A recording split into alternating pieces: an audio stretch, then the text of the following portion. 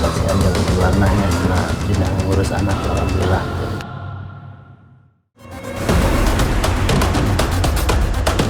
Usaha pembuatan gula aren sudah lama menjadi sumber penghasilan warga Dusun Ciparai, termasuk Herman. Sayang, hasilnya tak sepadan karena biaya transport untuk menjualnya ke kota sangat besar, terkendala akses jalan yang buruk. Per hari, Herman bisa menyadap 2 kali pohon aren yang masih produktif, pagi dan sore. Sementara pohon aren yang sudah tua hanya sekali saja. Itu pun hasilnya tidak terlalu banyak.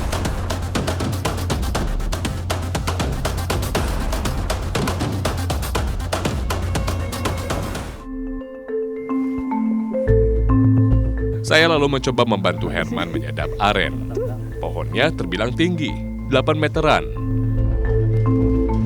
Bukan perkara mudah bagi saya memanjat pohon aren, apalagi hanya dengan mengandalkan batang bambu untuk pijakannya. Baru naik sebentar saja, kaki saya tak kuat menginjak bambu. Saya memutuskan turun kembali.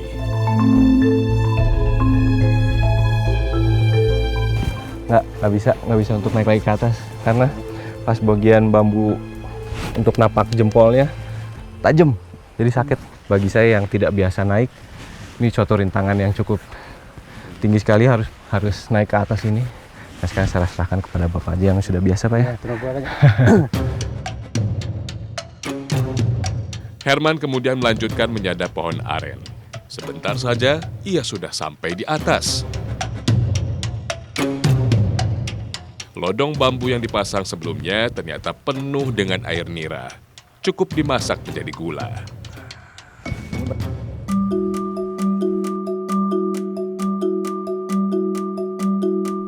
Pembuatan gula aren di Dusun Ciparai masih dilakukan secara tradisional. Tugas memasak gula umumnya dilakukan kaum ibu seperti Yayah. Padahal Yayah sedang hamil tua. Mau bagaimana lagi, kemiskinan membuat Yayah dan keluarganya tak punya banyak pilihan. Ketika api sudah stabil, air nira langsung dituangkan ke dalam wajan sambil disaring untuk memisahkan kotorannya. Air nira dalam wajan dimasak sampai mendidih.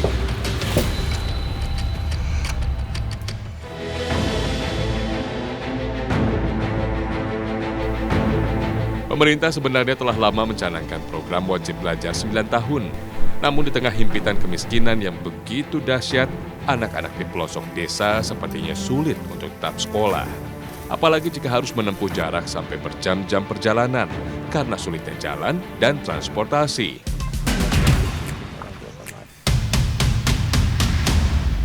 Aceng adalah anak tertua dari Herman dan Yayah. Ia termasuk beruntung karena bisa lulus sekolah menengah pertama. Sayang, tak banyak pekerjaan yang bisa Aceng lakukan di dusun. Ia hanya bekerja serabutan, mencari batu demi membantu perekonomian keluarganya. Aceng mencari batu di sekitar sungai. Batu-batu berukuran besar ia pecahkan terlebih dahulu agar mudah mengangkutnya. Berat beban hidup yang dipikul Aceng. Bekerja keras memukul batu yang hasilnya kadang tak sesuai dengan harapan. Udah tadi pukul batu, apalagi kegiatan Aceng sehari-hari? Kebon, sawah, cari rumput. Cari rumput juga. Kalau penghasilan per bulan kira-kira Aceng berapa? Ya, sekitar 500-400. Batu yang dikumpulkan Aceng nantinya dibeli warga yang akan membangun rumah. Biasanya untuk membuat pondasi. Untuk 1 kubik batu ukuran 1 meter persegi, Aceng dibayar Rp60.000. Lumayan, bisa untuk membantu biaya dapur orang tuanya. Hanya saja tidak setiap waktu Aceng bisa mendapat uang dari memecah batu.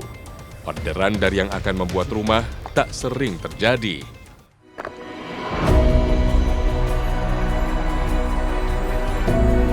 Di rumah, air nira yang dimasak Yayah selama 1 jam sudah mendidih dan mengental. Untuk mengecek tingkat kekentalannya, Yayah mengambil sedikit gula aren dari wajan, lalu dimasukkan ke dalam air. Jadi tadi kalau udah mengecek gula merahnya masak atau tidak, ini tadi ibu langsung memasukkannya ke dalam air yang dingin. Nah, ketika sudah kalis atau sudah menyatu seperti ini, dan itu berarti tandanya gula merah sudah matang dan siap untuk dicetak. Ternyata gula aren sudah siap untuk diangkat. Jika lebih lama lagi di atas api, hasilnya kurang baik. Gula aren akan gosong. Yaya kemudian menyiapkan cetakan gula dari bambu yang sudah dipotong-potong. Gula aren yang masih panas langsung dituangkan ke dalamnya. Apabila sudah dingin, dipastikan gula akan mengeras dan sulit untuk dicetak.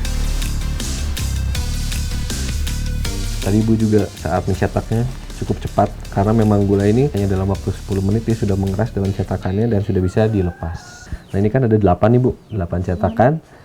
Ini berapa kilo dapatnya bu? 1 kilo. Nah 1 kilo ini biasanya ibu jual berapa? 10.000.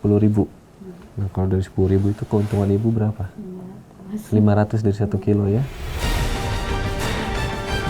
Tak banyak uang yang dihasilkan dari menjual gula aren. Apalagi produksinya hanya sedikit. Alhasil, Yahya harus mengumpulkannya terlebih dahulu sampai jumlahnya cukup untuk dijual. Gula aren dalam bambu kemudian didiamkan selama setengah jam sampai mengeras. Jika sudah mengeras, gula aren tinggal dijual saja. Kebetulan, sudah ada 20 kg gula aren hasil produksi beberapa hari lalu. Herman berencana membawanya ke tempat si pemesan. Kanggo gulana. Kanggo Nya, sok boleh dibesar sabaraha tuh menawi. paling kamari kan mesernya 8.000. Alhamdulillah ya namun ada majeng deui. Ku abdi pengen ditampi 10.000 nya Mang. 10.000. Sebelah jantan sebelah Rena kan? Janten 200-an. 200-an ya? Aja artosna Mang. Nya nabi. Ya nya barang Barang-barangnya nasi artosna sing bermanfaat. Meski uang yang didapat tak banyak, Herman merasa bersyukur. Setidaknya masih ada rezeki yang bisa dibawa pulang ke rumah. Anak-anak Herman paham betul kondisi keuangan keluarga mereka. Semuanya mencoba mengambil tanggung jawab membantu orang tua. Anak-anak Herman dan Yaya terbiasa bekerja dari kecil. Mereka tak banyak mengeluh. Mereka sadar beban hidup yang ditanggung orang tuanya begitu berat. Tak terbayang nasib si kecil dalam kandungan ibu mereka kelak. Keluarga Herman memang masuk dalam keluarga miskin. Meski begitu, Herman adalah sosok yang dihormati di Dusun Ciparai. Ia bahkan dipercayai untuk menjabat sebagai ketua RT. Herman menjalankan tugasnya semampu yang ia bisa. Ia tak segan turun tangan langsung membenahi jalan dusun yang tertimbun longsoran tanah. Nah, jadi warga untuk melebarkan jalan juga, warga secara swadaya melebarkan sendiri jalan ya, karena memang bantuan belum sepenuhnya diterima di Dusun Ciparai ini. Herman memperbaiki jalan dibantu anaknya dan seorang warga dengan peralatan sederhana. Herman berharap akses jalan ke Dusun Ciparai segera diperlebar dan diperkeras agar perekonomian warga bisa meningkat dengan cepat.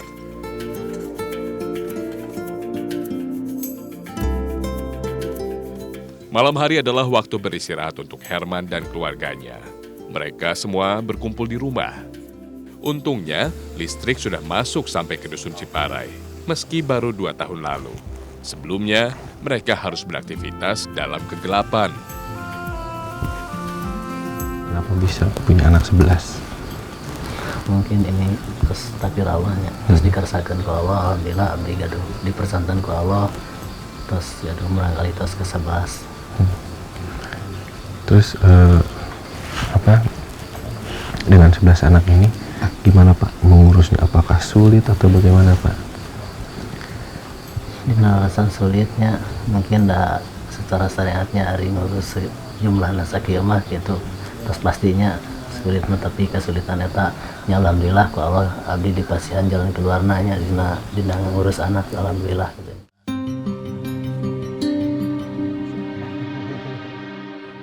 Sebenarnya Yayah pernah mengikuti program keluarga berencana untuk membatasi jumlah keluarganya. Entah mengapa, meski rutin melakukan suntik dan meminum pil KB, Yayah tetap saja hamil. berbagai metode KB sudah Yayah praktekkan. Yang terakhir, bahkan membuat Yayah pusing dan tak enak badan. Yayah akhirnya berhenti ber-KB sampai sekarang. Yayah mengeluhkan sulitnya akses kesehatan di Dusun Ciparai. Untuk memeriksakan kehamilannya saja, ia harus pergi ke puskesmas di Desa Sukarame. Yayah akhirnya jarang ke puskesmas. Ada harapan apa Pak untuk kedepannya, mungkin desa pengen seperti apa gitu? Harapan kebayangannya mudah-mudahan abdi ngarepkeun pisan pantosana ti pemerintah dina leresan saur tadi ge dina leresan air bersih, kanggo kesehatan nya, akses jalan abdi ngarepkeun pisan pantosana ti pemerintah. Udah jelas gitu abdi ayeuna carik di pagunungan sapertosan kieu janten upami komunikasi teh jelas gitu sulit ya. Malam semakin larut, Herman dan keluarganya beranjak tidur. Hanya ada 2 kamar untuk mereka semua. Anak-anak yang masih kecil tidur bersama Herman dan Yayah, sementara sisanya tidur di kamar lain. Untuk sementara, mereka menghilangkan segala kesusahannya di alam mimpi.